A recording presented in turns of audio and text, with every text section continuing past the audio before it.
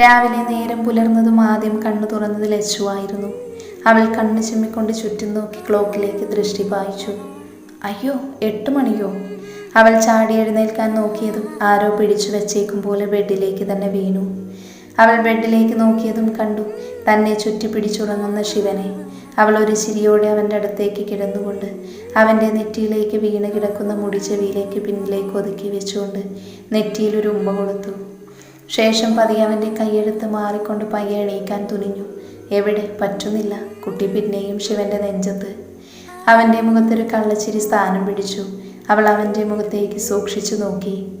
വീട് ശിവേട്ട, ഇപ്പോൾ തന്നെ നേരം വൈകി, ഞാൻ പോട്ടെ.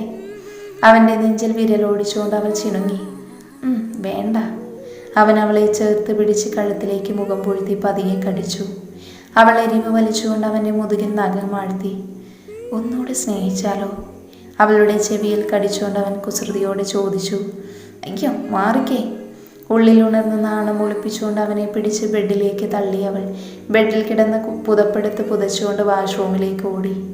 അവൾ പോകുന്നത് ഒരു ചിരിയോടെ നോക്കിക്കൊണ്ട് അവൻ ബെഡിലേക്ക് ചാഞ്ഞുകൊണ്ട് തലയിണയെ കെട്ടിപ്പിടിച്ച് കിടന്നു.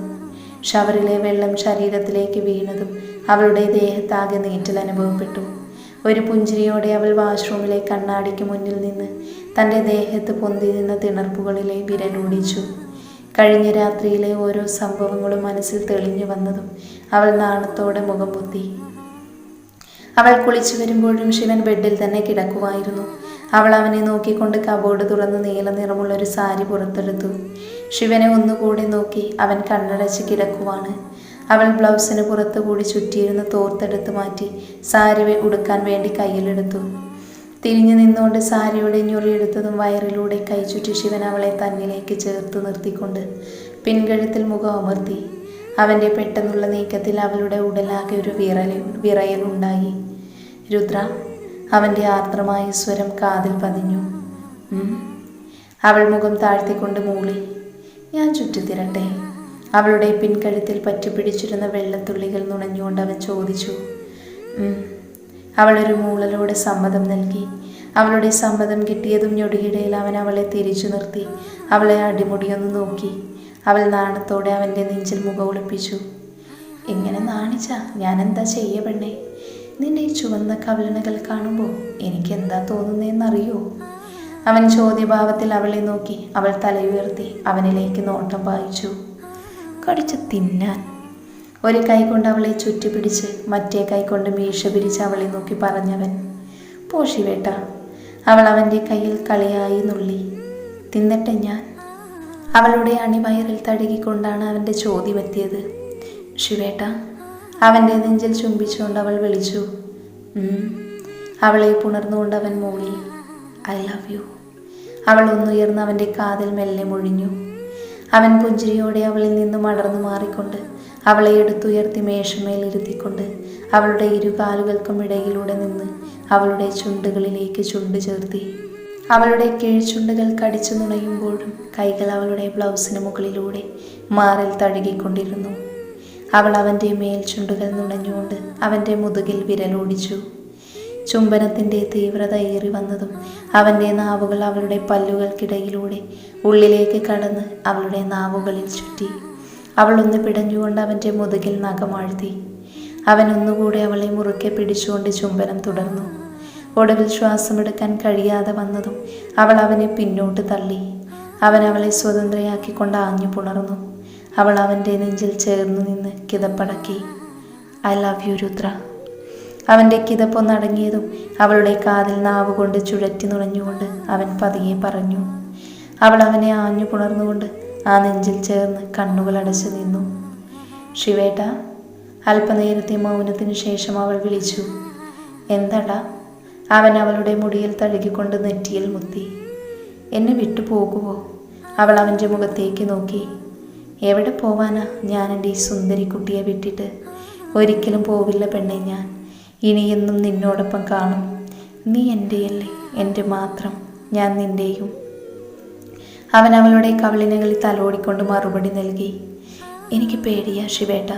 ആരെങ്കിലും ഇനിയും വരും, നമ്മളെ പിരിക്കാൻ നോക്കും.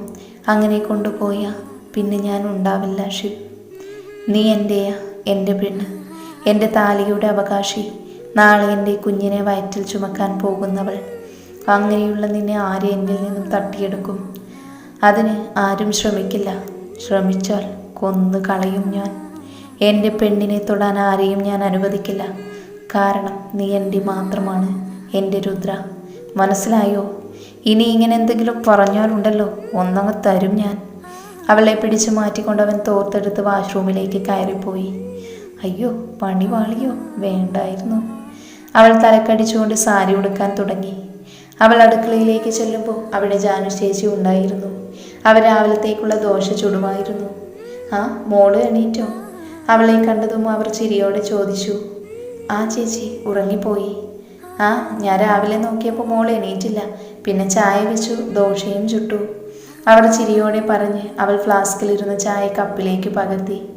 ഞാൻ ശിവേട്ടന് ചായ കൊടുത്തിട്ട് വരാം ചേച്ചി. അവൾ ചിരിയോടെ പറഞ്ഞുകൊണ്ട് റൂമിലേക്ക് നടന്നു. മുറിയിലേക്ക് ചെന്നതും ശിവൻ കുളി കഴിഞ്ഞിറങ്ങിയതും ഒരേ സമയമായിരുന്നു. ശിവേട്ട, ചായ. അവൾ അവന് നേരെ ചായ നീട്ടിക്കൊണ്ട് പറഞ്ഞു. അവിടെ വെച്ചേക്ക്. അവൻ അല്പം ഗൗരവത്തിൽ പറഞ്ഞുകൊണ്ട് കബോർഡ് തുറന്ന് ഒരു ഷർട്ട് എടുത്തിട്ടു. ശിവേട്ട, അവൾ അവൻ്റെ അടുത്തേക്ക് ചെന്ന് വിളിച്ചു. അവൻ ചോദ്യഭാവത്തിലൊന്ന് മൂളി. ഒന്ന് നോക്കി ഇങ്ങോട്ട്. അവൻ്റെ കയ്യിൽ പിടിച്ചുകൊണ്ടവൾ മുഖം അവൾക്ക് നേരെ പിടിച്ചു തിരിച്ചു. സോറി, അത് പിന്നെ ഞാൻ പേടി കൊണ്ട് പറഞ്ഞു പോയതല്ലേ, പിണങ്ങല്ലേ പ്ലീസ്. അവൾ കൊഞ്ചിക്കൊണ്ട് പറഞ്ഞു. നിനക്കെന്നെ വിശ്വാസമില്ലാത്തതുകൊണ്ടല്ലേ ഈ പേടിയും ആ വിചാരമൊക്കെ ഉണ്ടായത്.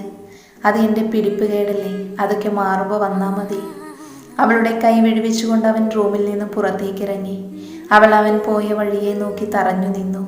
എൻ്റെ മഹാദേവ, ഞാനിനി എന്ത് ചെയ്യും? ഏതു നേരത്താണോ എനിക്ക് അങ്ങനെ ചോദിക്കാൻ തോന്നിയത്? അവൾ നെഞ്ചത്ത് കൈവച്ചുകൊണ്ട് താഴേക്ക് ഇറങ്ങിച്ചെന്നു. അവൾ ചെല്ലുമ്പോൾ ശിവൻ ഡൈനിങ് ടേബിളിൽ ഇരുന്ന് കഴിക്കാനായി പ്ലേറ്റ് എടുത്ത് വെക്കുമായിരുന്നു. ജാനു ചേച്ചി കാസറോൾ കൊണ്ടുവച്ചിട്ട് ചായ എടുക്കാൻ അടുക്കളയിലേക്ക് പോയി. അവൾ വേഗം ചെന്ന് കാസറോളിൽ നിന്നും ദോശ എടുക്കാൻ തുനിഞ്ഞതും അവൻ കാസറോൾ പിടിച്ചടത്തേക്ക് വലിച്ചു. അവൾ അവൻ്റെ മുഖത്തേക്ക് നോക്കി ഗൗരവത്തിലാണ് നോട്ടം. ഇത് കടിക്കുമോ? അവൾ ഒരു നിമിഷം ചിന്തിക്കാതിരുന്നില്ല. അവൻ ദോശ എടുത്ത് പ്ലേറ്റിലേക്ക് ഇട്ടുകൊണ്ട് കറി താനെ വിളമ്പി കഴിക്കാൻ തുടങ്ങിയതും അവൾ അവൻ്റെ അടുത്തേക്ക് ഇരുന്നു. ശിവേട്ട, സോറി, ഇനി അങ്ങനൊന്നും ചോദിക്കില്ല, ഒന്ന് മിണ്ടിക്കൂടെ? അവൾ ദയനീയമായ ഭാവത്തോടെ അവൻ്റെ മുഖത്തേക്ക് നോക്കി. അവൻ മൈൻഡാക്കിയില്ല. ശിവേട്ട പ്ലീസ്, എനിക്ക് ഏട്ടൻ മാത്രമല്ലേ ഉള്ളൂ. ഏട്ടനും കൂടി പിണങ്ങിയ ഞാൻ ഒറ്റപ്പെട്ടു പോകുവേട്ടാ. പ്ലീസ്, ഞാൻ ഏട്ടൻ്റെ കാല് പിടിക്കായിട്ടാ, എന്നോട് മിണ്ടുവോ? അവൾ കരഞ്ഞോണ്ട് ചെയറിൽ നിന്ന് എഴുന്നേറ്റ് അവൻ്റെ കാല് പിടിക്കാൻ തുനിഞ്ഞതും അവൻ്റെ ഒച്ച ഉയർന്നു. രുദ്ര, എന്താ ഇത്? മാറ്. നിനക്കെന്നെ വിശ്വാസമില്ലാത്തതുകൊണ്ടല്ലേ നീ അങ്ങനെയൊക്കെ ചോദിച്ചത്. എന്നിട്ട് പോ, ഞാൻ മിണ്ടാത്തതാണ് നിന്റെ പ്രശ്നം. അവൻ കഴിപ്പ് നിർത്തി എഴുന്നേറ്റ് അവൾക്ക് അഭിമുഖമായി നിന്നുകൊണ്ട് ചോദിച്ചു. അങ്ങനെയല്ല ഏട്ടാ, എനിക്ക് വിശ്വാസമില്ലാത്തത് കൊണ്ടല്ല. ഇത്രയും നാളും പലരും കാരണം നമുക്ക് ഒരുപാട് പ്രശ്നങ്ങൾ ഉണ്ടായിട്ടുണ്ട്. ദിനം പ്രതി ഓരോ പ്രശ്നങ്ങളല്ലേ, അതുകൊണ്ട് എനിക്ക് പേടിയാവുന്നു എന്നല്ലേ ഞാൻ പറഞ്ഞുള്ളൂ. അല്ലാതെ ഏട്ടന് എനിക്ക് വിശ്വാസമില്ലെന്ന് ഞാൻ പറഞ്ഞു എപ്പോഴെങ്കിലും? അങ്ങനെയില്ലായിരുന്നുവെങ്കിൽ ഞാൻ നീ ചന്ദ്രബിംബത്തിൽ ശിവശങ്കരൻ്റെ ഭാര്യ ആവില്ലായിരുന്നു. അത്രയും പറഞ്ഞവൾ വെട്ടിത്തിരിഞ്ഞ് റൂമിലേക്ക് പോയി. നിറഞ്ഞു വന്ന കണ്ണുകളെ അമർത്തി തുടച്ചുകൊണ്ട് റൂമിൽ കയറി ബെഡിലേക്ക് കിടന്നു. അവളുടെ ഓരോ വാക്കും അവൻ്റെ കാതിൽ വീണ്ടും വീണ്ടും കേൾക്കും പോലെ അവന് തോന്നി. അവൻ കൈ കഴുകി റൂമിലേക്ക് നടന്നു. അവൻ ചെല്ലുമ്പോൾ വാതിൽ ചെറുതായി ചാരിയിരുന്നു. അവൻ വാതിൽ പതിയെ തള്ളി തുറന്നുകൊണ്ട് ഉള്ളിലേക്ക് കയറി അകത്തു നിന്നും കുറ്റിയിട്ടു. വാതിലടയുന്ന ശബ്ദം കേട്ടെങ്കിലും ലച്ചു തിരിഞ്ഞു നോക്കിയില്ല. കണ്ണുനീർ അപ്പോഴും തലയിണയിൽ നനച്ചുകൊണ്ട് കടന്നുപോയി. ശിവൻ പതിയെ നടന്നു ചെന്ന് അവളുടെ അടുത്തായി കിടന്നുകൊണ്ട് അവളുടെ വയറിലൂടെ കൈ ചേർത്ത് അവൻ്റെ ദേഹത്തേക്ക് ചേർത്തു. അവൾ പ്രതികരിക്കാതെ അങ്ങനെ തന്നെ കിടന്നു. അവൻ ഒന്നുയർന്ന് അവളുടെ മുഖത്തേക്ക് മുഖം ചേർത്ത് കിടന്നു. അവളുടെ ഉള്ളിൽ സങ്കടം നിറഞ്ഞു തുളുമ്പിക്കൊണ്ടിരുന്നു. സോറി പെണ്ണേ, നീ അങ്ങനെ ചോദിച്ചപ്പോൾ എനിക്ക് തോന്നിയത് നിനക്കെന്നെ വിശ്വാസമില്ലാഞ്ഞിട്ടാണെന്ന്. അതുകൊണ്ടാണ് ഞാൻ. സോറി. എല്ലാം ഉപേക്ഷിച്ച് എനിക്ക് വേണ്ടി എൻ്റെ ഒപ്പം ഇറങ്ങി വന്ന എൻ്റെ മാത്രം പെണ്ണാണ് നീയെന്ന് ഞാനൊരു നിമിഷത്തേക്ക് മറന്നുപോയി. നീയൊന്ന് പൊറുക്കുവാവേ. അവൻ്റെ ശബ്ദം ആർദ്രമായി. അത്രയും നേരം കടിച്ചു പിടിച്ച് കിടന്ന ലച്ചു ഞൊടിയിടയിൽ തിരിഞ്ഞു വന്ന് അവൻ്റെ നെഞ്ചിൽ മുഖം ചേർത്ത് പൊട്ടിക്കരഞ്ഞു. അവൻ അവളെ ചേർത്ത് പിടിച്ചു. സോറിടാ, കരയാതിങ്ങനെ പ്ലീസ്, തെറ്റെൻ്റെ ഭാഗത്താ, സോറി. അവൻ അവളുടെ നെറുകയിൽ ചുണ്ടമർത്തി ചുംബിച്ചു.